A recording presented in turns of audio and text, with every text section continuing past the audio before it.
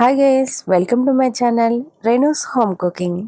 ఈ వీడియోలో మా లంచ్ ప్లాటర్తో పాటు కొన్ని విషయాలు షేర్ చేసుకుంటాను.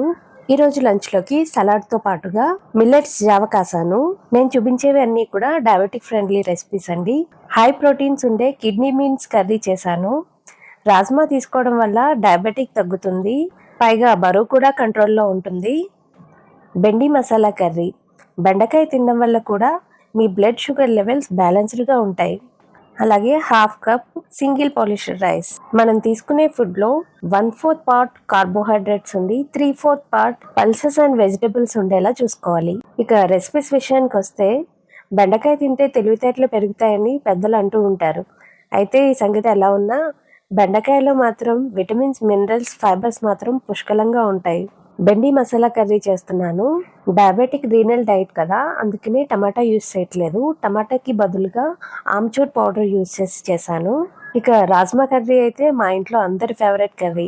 ఈ రాజ్మా గింజల్లో ఫైబర్ అండ్ ప్రోటీన్ ఎక్కువగా ఉండడమే కాకుండా మెగ్నీషియం అండ్ కాల్షియం ఎక్కువగా ఉండడం వల్ల ఎముకలు దృఢంగా అవుతాయి.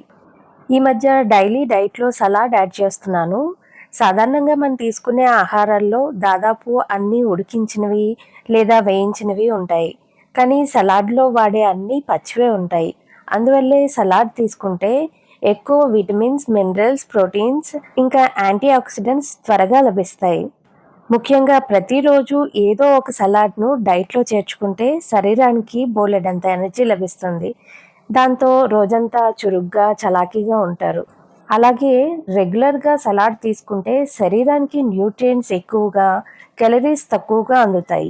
దాంతో క్రమంగా వెయిట్ లాస్ అవుతారు. అంతేకాదు, ప్రతిరోజు సలాడ్ తీసుకుంటే షుగర్ లెవెల్స్ అదుపులో ఉంటాయి.